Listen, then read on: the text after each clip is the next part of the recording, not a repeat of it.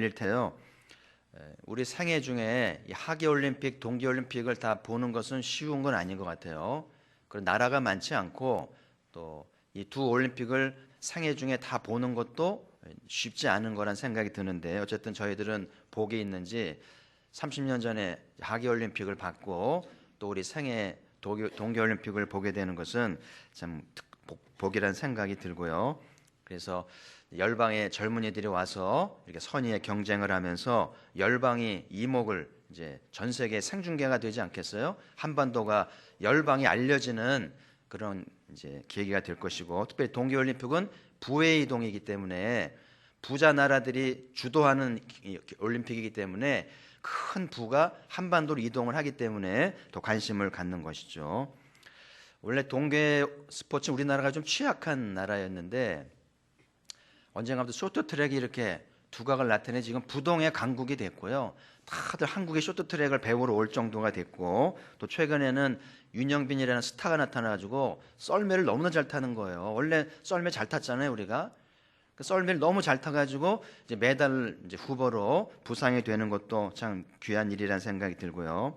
이 동계올림픽의 꽃은 아이스하키라고 볼 수 있겠는데, 우리나라는 3그룹이에요. 1그룹도 아니고 2그룹도 아니고 이제 마지막 이제 그런 이제 약소한 스포츠였는데, 최근에 이제 외국 선수들을 귀화시키더니 굉장히 선전을 하면서 주목을 받게 하는 참 그 특이한 일이라는 생각이 들고요. 이번 올림픽에 어떤 선수가 스타로 또 탄생을 할지, 또 어떤 나라가 또 메달을 많이 딸지를 관심을 갖게 되는데, 30년 전에도 서울에서 올림픽이 열릴 때 이 서울이란 말이 소울, 영혼을 말하는 소울과 비슷하기 때문에 우리 서울 올림픽을 소울 올림픽을 만들자고 그래가지고 구호를 외치면서, 그때 저도 전도사였는데 그때 종로 공원 앞에 나가서 경배와 찬양 드리면서 복음을 전했던 기억이 새롭네요. 그래서 하여튼 서울 올림픽을 통해서 복음을 널리 전했던 그런 기억이 새로운데요. 이번 동계올림픽 통해서도 대한민국이 열방에 알려지면서 열방의 선교사님들이 좀 자신 있게 복음을 전할 수 있는 좋은 계기가 되리라 생각을 해봅니다. 자, 오늘 히브리 기자가 한 해를 시작한 우리에게 우리 앞에 당한 경주를 하자. 그래서 우리 인생도 그렇고 신앙도 그렇고 경주한다는 것에 비유하면서 이제 말씀을 주시는데요. 모든 운동선수들의 꿈은 최선을 다해서 메달을 따는 거죠. 그 선수들에게 메달은 큰 명예이기도 하고 또 메달 색깔에 따라서 평생 보장받는 연금이 될 수도 있는 거예요. 그래서 금메달을 몇 개만 따면 평생 굶지 않을 만큼 정부에서 연금이 나오기 때문에 메달에 굉장히 중요한 의미가 있는 거고요. 우리 그리스도인들의 꿈은 무엇인가? 우리 모든 그리스도인들은 최선을 다해 주님을 섬겨서 마지막 날 하늘나라의 명예전당에 들어가는 것 아니겠어요? 그래서 말씀하신 대로 면류관을 우리에게 써주실 텐데, 어떤 면류관을 받을런지, 누가 면류관을 받을런지 관심을 갖고 올 한 해도 경주를 해야 되겠고요. 말씀대로 순종에 최선을 다한다면 우리 하나님께서 합당한 면류관을 주실 줄 믿습니다. 여러분 아시는 대로 성경에 보면 마지막 날 면류관 받고 칭찬받는 사람도 있습니다마는 책망을 받고 쫓겨나는 사람도 있다는 사실을 기억해야 돼요. 하나님 부정하고 하나님을 오해하고 천국이 어디냐 그러고 그랬던 사람들이 부끄러운 종말을 맞는 것을 보면서 교훈을 받으시고요. 올해 새해가 들어가면서 저희 신학교 동기 중에 한 분이 부름을 받았어요. 저희 동기가 한 250명이 넘기 때문에 모르는 사람도 많아요. 근데 어쨌든 이렇게 동기 한 분이 미국에서 생활 중에 부름을 받았는데요. 나이가 한 60 넘었거든요. 그래서 장례를 이제 지난 주말에 치렀다고 들었는데요. 이제 동기들이 하나둘 은퇴를 하기 시작하고 부름을 받네요. 남의 일 같지가 않은 거예요. 그래서 이분이 이제 성탄절이니까 뭐 일주일 전이 죽기 일주일 전 아니에요? 성탄절에 동기 목사 여동생에게 편지를 보낸 게 이제 페이스북에 올라와서 제가 보고 참 안타까웠는데요. 그 내용이 이런 내용이 있어서 오늘 소개해 드리려고 하는데, 이런 대목이 있었습니다. 내 평생에 교회를 세울 수 있을지 모르지만 기도 중이니 주님께서 원하시면 이루어 주시리라 믿는다. 이야기가 넋두리가 되어버렸는데 내 타이틀 사진을 보니 내 딸 화영이가 예쁘고 건강하게 잘 컸다. 내 수고가 보이는데 항상 기도하고 가족과 친정을 위해 기도하며 건강하게 장수하는 복을 받아 즐겁게 감사하며 살기를 바란다. 이게 마지막 문장이 될지는 생각지 않았겠죠. 언젠가 교회를 세울 꿈을 가지고 열심히 했는데 주님의 계획은 불러가는 거였어요. 그래서 우리 인생이 우리 마음대로 되지 않고요, 하나님이 오라 그러면 떠나야 되는 종말적 존재임을 기억하셔야 되겠고요. 그래서 우리는 언제 부르실지 모르지만 그때까지 우리 앞에 당한 경주를 열심히 하면서 달려가야 되겠고요. 그래서 올 한 해 하나님이 힘주시는 대로 열심히 경주하길 바라고요. 우리 옆 사람에게 덕담을 나누면서 열심히 경주합시다. 한번 인사합시다. 그래서 오늘 히브리 기자가 전해주는 말씀을 나누면서 올 한 해 어떻게 경주해야 할지 말씀을 나누면서 또 교훈도 받고 은혜를 받고자 합니다. 자, 첫 번째, 올 한 해 경주를 잘하기 위해서 벗어버리는 것인데요, 운동선수하고 이 그리스도인들의 공통점은 단순하다는 거예요. 생각도 단순하고 삶도 단순해야 된다는 것이죠. 운동선수가 생각이 복잡하고 삶이 복잡하면 운동 절대 잘할 수 없어요. 몸도 만들기 어렵고요, 그리고 작전 수행도 어렵고요, 집중력 떨어지기 때문에 좋은 결과를 내는 좋은 선수가 되려면 생각도 단순해야 되고 삶의 동선도 아주 단순해야 되는 거죠. 어떤 선수는 참 재능은 타고났는데 삶이 복잡해가지고 이탈했다가 꽃도 못 피우고 이제 끝나는 경우도 봤거든요. 우리 신앙생활도 잘하려면 단순해야 됩니다. 삶의 동선이 좀 단순해야 되는데 교회 그리고 직장, 가정 이렇게 삼각형으로 단순하게 하는 게 좋겠고요. 여기에 다른 것이 붙어가지고 오각형, 육각형이 되면 신앙생활 잘하기 어렵다고 봐야 되겠죠.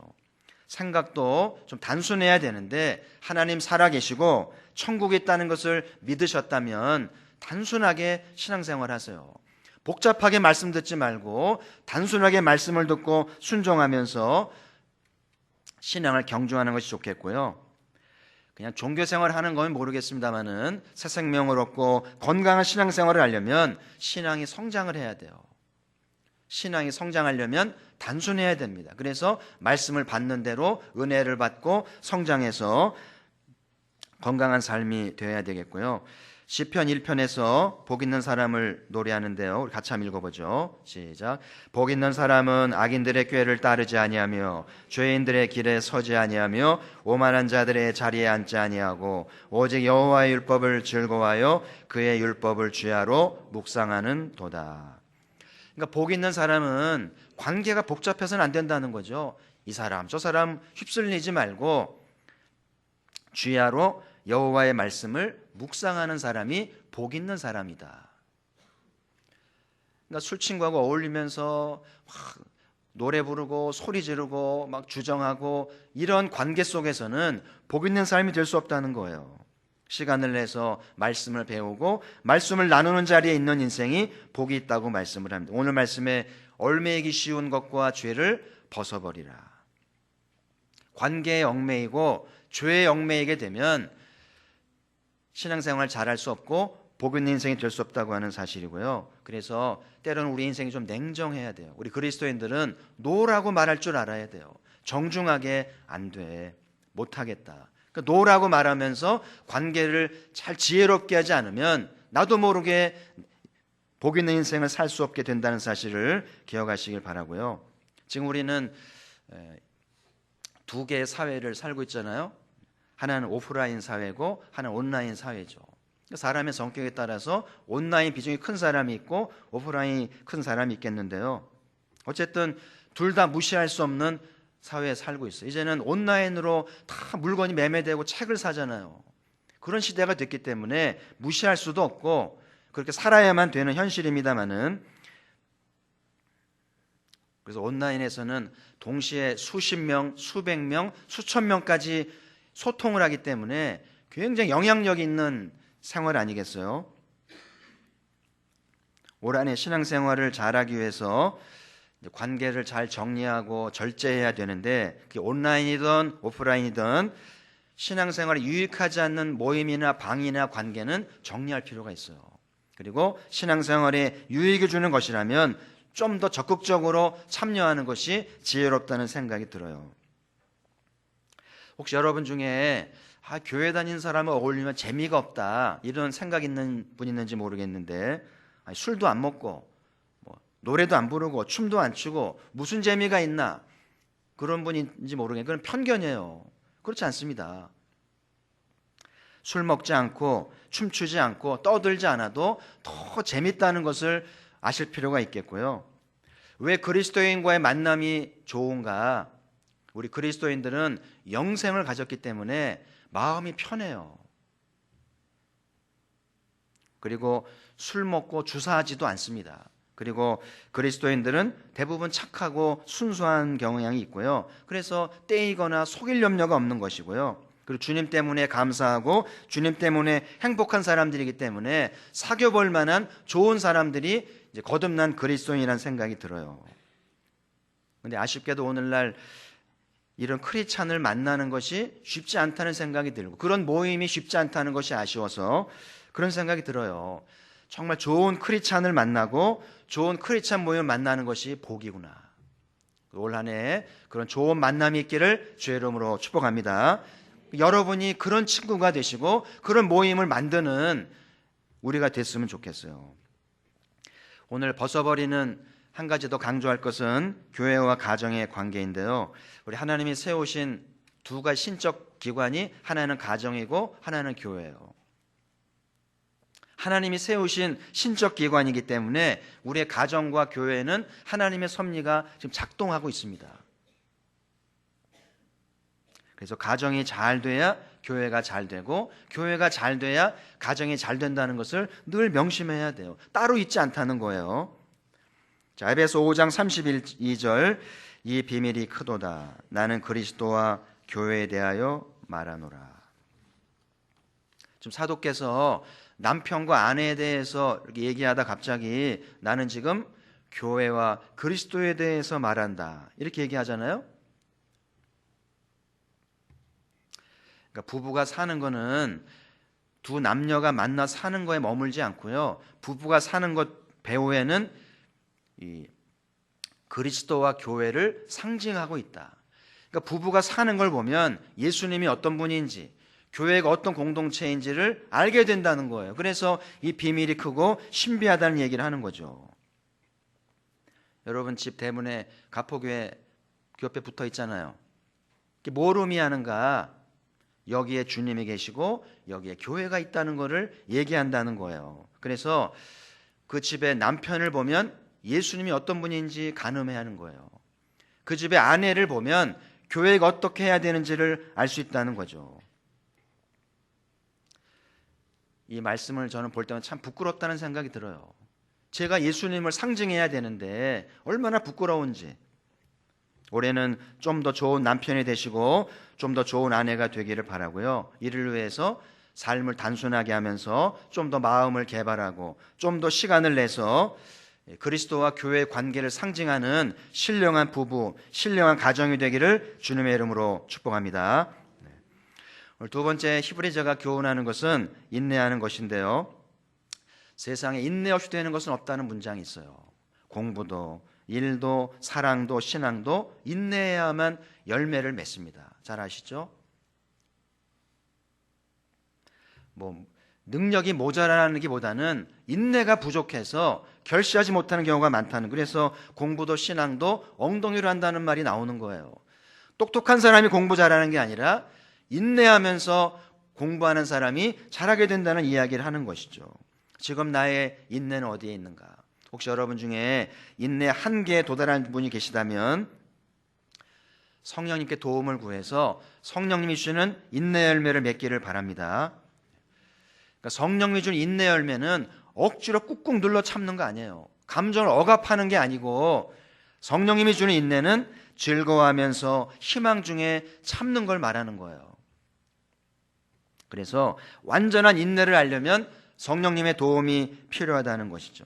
혹시 여러분 중에 나는 그동안 참을 만큼 참았는데 더 이상 못 참겠다고 말한다면 성령님과 무관한 거죠. 그래서 여러분, 인간적으로 참지 마시고 성령님의 도움을 받아서 온전한 인내를 해서 올 한해 풍성한 열매, 하나님이 주는 열매를 맺어야 되겠습니다. 자, 히브리 6장 14절을 같이 한번 읽어보죠. 시작.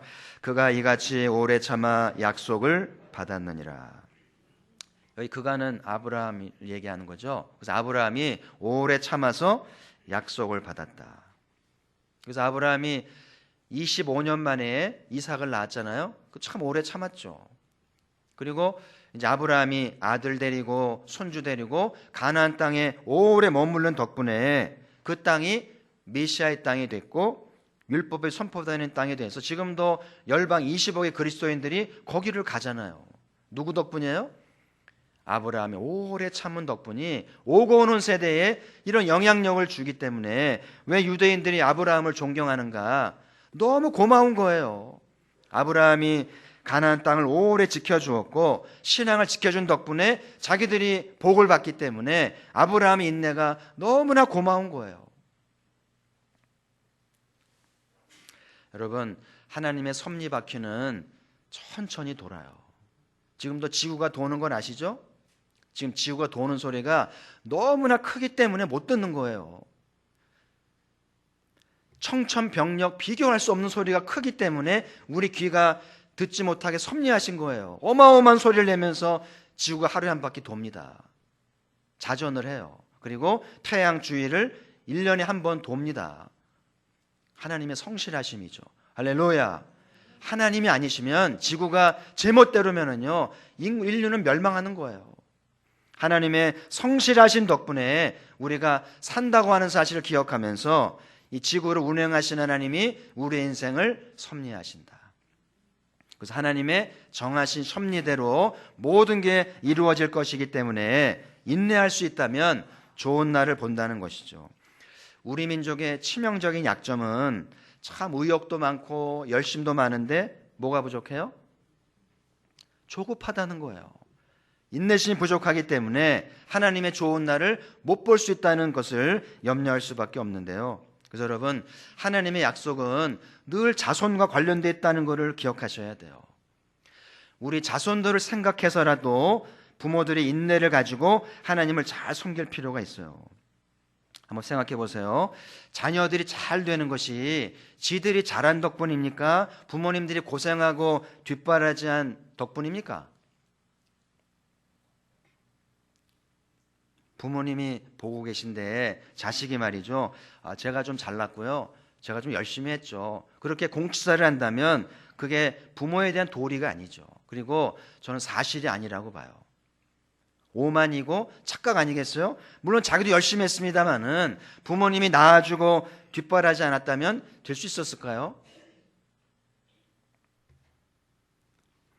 장하준 박사가 영국에서 열심히 활동하고 있는데 이분은 이제 얼마 안 있으면 이제 경제학상을 탈 만한 주목받는 소장 학자인데요. 우리 자랑스러운 우리나라 인물이죠. 이분의 글을 보니까 그 뉴델리의 택시기사는 1시간당 18루피를 벌어요. 근데 스웨덴의 택시기사는 루피로 환율하니까 870루피를 받습니다. 1시간당.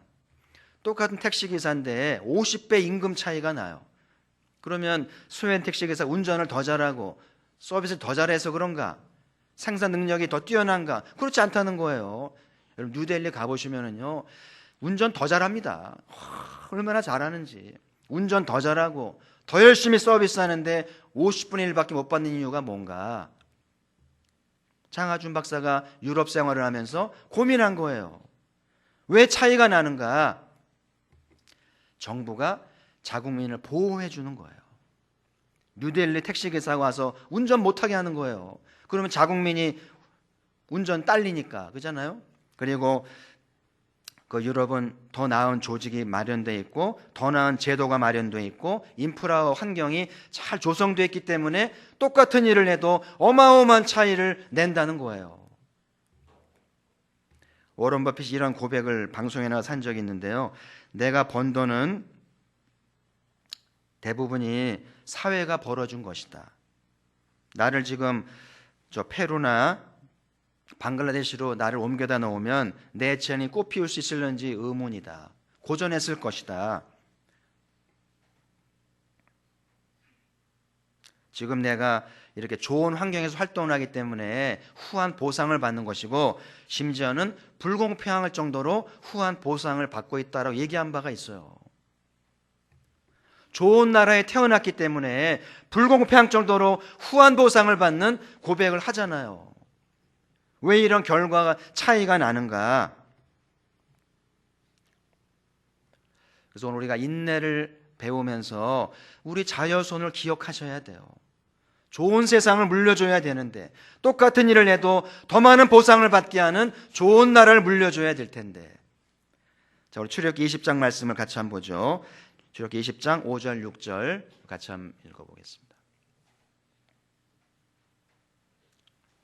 같이 읽죠. 내 하나님 여호와는 질투하는 하나님인즉 나를 미워하는 자의 죄를 갚되 아버지로부터 아들에게로 3, 4대까지 이르게 하거니와 나를 사랑하고 내 계명을 지키는 자에게는 1000대까지 은혜를 베푸느니라. 우리 하나님은 질투하신대요. 그래서 하나님을 미워하는 민족은 3, 4대까지 갚는다. 그러나 하나님을 사랑하고 계명을 지키는 민족은 1000대까지. 1000대면은요 거의 무한한 시간 아니겠어요? 우리 조상들이 하나님을 잘 섬긴 것과 하나님의 미움을 산 것하고는 후손들에게 미친 영향이 너무나 다르다는 거예요. 사실 우리의 노력이라든지 우리의 머리는 뒤지지 않아요. 왜 이렇게 차이가 나는가? 나머지는 운이고 기회란 생각이 드는데, 여호와를 잘 섬긴 민족의 하나님은 그들에게 더 나은 기회와 운을 준다는 생각이 들어요. 능력은 우리가 많은데, 머리는 우리가 좋은데 기회가 따르지 않아요. 그래서 보상을 받지 못하고 불행을 겪을 수 있다는 사실을 기억하면서 우리 자식들을 생각해서라도 우리 부모 된 저희들이, 훗날 조상이 될 저희들이 인내심을 가지고 하나님을 잘 섬겨서 사랑받는 우리 자손 되기를 주의 이름으로 축복합니다. 자, 세 번째 주시는 메시지는 주님을 바라보는 것인데요. 오늘 2절에 보시면 믿음의 주여 온전케 하는 예수를 바라보자. 한번 따라합시다. 예수를 바라보자. 우리의 두 눈의 눈동자가 늘 보이지 않는 주님을 늘 바라보는 자세가 한 해를 경주하는 최고의 지혜임을 기억하시길 바라고, 기독교 신앙 중심에 예수님이 계시고요, 이것을 우리는 중심 되신 그리스도라고 말을 해요. 이렇게 수레바퀴가 굴러갈 때 바퀴가 잘 돌아가려면 가운데 축이 잘 돌아가야 되거든요. 축이 힘을 주고 중심을 잡아주는데 그 축이 바로 그리스도인 거예요. 그래서 우리의 삶에 직장 생활이든 공부하는 것이든 취미든 운동이든 가족이든 건강이든 돈이든 모든 생활이 그 중심에 그리스도가 계셔야 건강한 신앙이 되고 경주를 잘하게 된다는 것이죠. 주님이 중심을 잡아줘야 거기에 모든 것이 의미가 있고 축복이 된다고 하는 사실입니다. 저는 고등학교를 미션 학교를 다녔었는데요, 셰프를 드리잖아요. 그럼 늘 강사 목사님 와가지고 기도하면서 그렇게 기도하는 거예요. 날씨가 좋으면 날씨가 좋아서 감사하고, 비가 오면 비가 온다고 또 감사하고, 저는 속으로 그때 좀 제가 방황할 때였기 때문에 잘도 갖다 붙인다, 그렇게 생각을 했어요. 그러면서 기도를 거부했던 기억이 있는데 나중에 알고 보면 그게 맞은 거예요. 그 기도가 맞았더라고요. 주님이 중심에 계시면 어떤 환경도 감사하게 되는 거예요. 여러분, 뭐가 실패고 뭐가 성공입니까? 생각하기 나름이에요. 뭐가 잘 되는 거, 뭐가 안 되는 건가요? 생각하기 나름인 거예요. 중심에 주님이 계시면 실패인 줄 알았는데 성공이 되고, 안 된 건 줄 알았는데 잘 된 거 들을 수 있다는 거예요. 그래서 꿈보다 해몽이라는 말이 나오잖아요. 우리의 삶을 어떻게 해석하냐에 따라서 우리 인생이 달라지는데, 저도 지난날을 돌이켜보면 저는 전기대학을 떨어졌었거든요. 지나고 나니 얼마나 감사한지 몰라요. 하나님, 떨어져서 감사합니다, 할렐루야, 그런 기도를 드렸었어요. 제정신이 아니죠. 제가 좋아하는 여자가 있었는데 차였습니다. 그때 많이 울었는데 나중에 돌이키니까 감사가 되는, 하나님, 그 여자가 나를 찾은 게 얼마나 감사한 일인지. 중심이 주님이 계시니까 해석을 해주니까 떨어진 게 감사하고 실패한 게 감사하더라고요. 저는 그때 하나님이 노라고 하시는 게 귀한 응답인 걸 깨달았어요. 예스만 응답이 아니라 거절하시는 것도 축복 중에 하나라는 것을 제가 깨달았어요. 올 한 해 무슨 말씀을 주시든지 잘 따라오면서 순종할 수 있다면 좋은 열매가 맺히기를 주의 이름으로 축원합니다. 무슨 일을 만나든지 만사형통하는 거예요. 자, 시편 기자가 요셉에서 해석한 것을 한번 보시겠습니다. 시편 105편 17절 같이 읽습니다. 그가 한 사람을 앞서 보내셨으며 요셉이 종으로 팔렸도다. 여러분, 형들이 작당을 해가지고 그 하나뿐이 없는 동생을 노예로 팔았습니다. 이런 집안이 어디 있습니까? 콩가루 집안이죠. 불행의 집안 아니에요? 그래서 야곱이 그 일 때문에 막 시름을 앓고 집안이 심란하고요. 그런 불행 같은 일을 당했는데 시편 기자가 요셉의 인생을 해석해 줍니다. 뭐라고 해석을 해요? 요셉이 팔려간 게 아니라 하나님이 앞서 보내셨습니다. 그래서 요셉이 하나님이 앞서 보낸 덕분에 거기서 약관 30의 총리가 되면서 70명의 대가족을 부양할 만큼 강력한 힘이 생겼으면서 훗날 이스라엘 민족이 태동하게 하는 그런 조상이 되잖아요. 노예로 팔려갈 때만 해도 내 인생은 실패 같고 불행한 것 같고 콩가루 집안인 줄 알았는데 하나님이 중심에 계시니까 해석해 주니까 이런 해석이 나오면서 집안을 살리고 위대한 종이 되더라는 사실이에요. 할렐루야. 주님이 계시냐 계시지 않냐에 따라서 행불행이 달라지고 인생이 달라지더라는 사실이에요. 그러고 보니까 노예로 팔려간 게 감사기도가 나오잖아요. 억울하게 옥에 가게 된 게 감사기도가 나오잖아요. 이런 신앙을 올 한 해 배울 수 있기를 소망을 합니다. 중심 대신 그리스도가 계셔야 이게 가능해진다는 거예요. 근데 아쉽게도 많은 사람들이 예수님을 머리로 믿어요. 머리로 설교 듣고 머리로 믿으니까 또 한 주간을 살면서 새로운 정보를 받고 지식을 쌓으면서 그 머리에 주님이 밀려나는 거예요.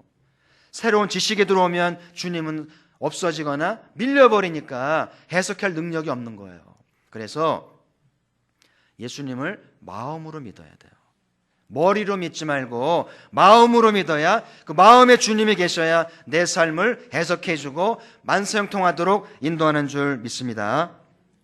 제가 얼마 전에 그 김영석 박사 방송에 나와서 그 장수비결을 얘기를 들었는데 99세시잖아요.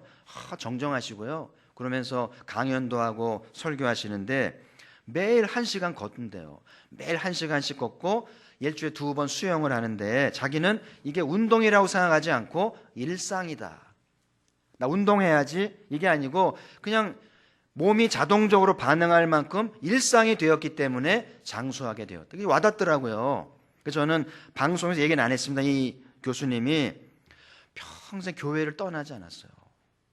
교회 별별 일이 많았는데도 교회를 떠나지 않은 것이 자기 신앙을 지키는 비결이라고 책에서 얘기했거든요. 전 이것도 장수의 비결이라는 생각이 드는데 신앙생활도 운동도 일상이 돼야 된다는 거예요. 내가 마음을 먹어야 교회 가고 마음 먹어야 봉사하는 게 아니라 일상이 되는 자연스럽게 내가 교회 와 있네. 내가 교회 봉사하고 있네. 일상이 돼야 그게 마음에 주님이 계시다고 하는 사실이에요. 그래서 오늘 이 아침에 한 해를 시작하면서 예수님을 머리에 두지 마시고 어디에 두라고요? 마음에 두시고 예수님 마음에 계셔서 나를 이끌어 주시고 내 모든 삶을 해석해서 형통케 해 주옵소서라고 기도하시길 바랍니다. 자, 오늘 새해 첫 주에 히브리 기자가 전해주는 삶의 지혜를 배웠는데요. 첫 번째는 벗어버리는 겁니다. 그 어떤 것에도 매이지 마세요. 그리고 그 매인 것 때문에 죄짓지도 마시고 단순하게 생각하고 단순하게 삽시다. 그래야 복 있는 인생이 되고요. 신앙도 가족도 살릴 수 있어요. 그리고 우리의 소망은 이 세상에서 잘 사는 거 아닙니다. 우리의 소망은 하늘나라에 들어가서 명예전당에 들어가서 영원히 잘 사는 겁니다. 아멘. 이 목표를 잃어버리지 말고 조금 불편하더라도 조금 힘들더라도 명예전당에 들어가려는 꿈을 갖고 최선을 다하는 한 해가 되기를 바랍니다. 두 번째는 인내하라고 말씀했는데요. 조급하지 마시고 인내심을 배워가면서 아브라함처럼 오래 참아 약속을 받으시길 바라고, 우리 자손들이 잘 될 것들을 꿈꾸면서 부모들이 인내하면서 주님을 잘 섬겨서 좋은 세상을 물려주는 우리 모두가 되기를 소망을 합니다. 그래서 훗날 우리 아이들이 우리 부모님 덕분에, 우리 조부모님 덕분에 내가 이만큼 잘 삽니다라고 축복하는 그런 은혜가 있기를 바라요. 세 번째는 주님을 바라보는 것인데요. 주님을 마음의 영접을 합시다. 그래서 무슨 일을 만나든지 주님이 해석해주면 만사 형통인 거예요. 실패한 것 같아도, 불행한 것 같아도, 안 된 것 같아도 주님이 해석해주면 달라져요.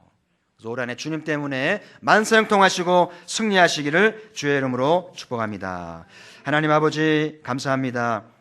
새해 벽두에 예배하게 하시고 히브리 기자의 귀한 인생의 교훈의 말씀 주시니 감사합니다. 오늘 말씀을 받은 대로 잘 순종하여 복 있는 한 해가 되게 하시고 열심히 경주하여 선수들이 면류관 받듯이 우리 모두 면류관 받는 복 있는 신앙이 되게 하여 주옵소서. 예수님 이름으로 기도드리옵나이다. 아멘.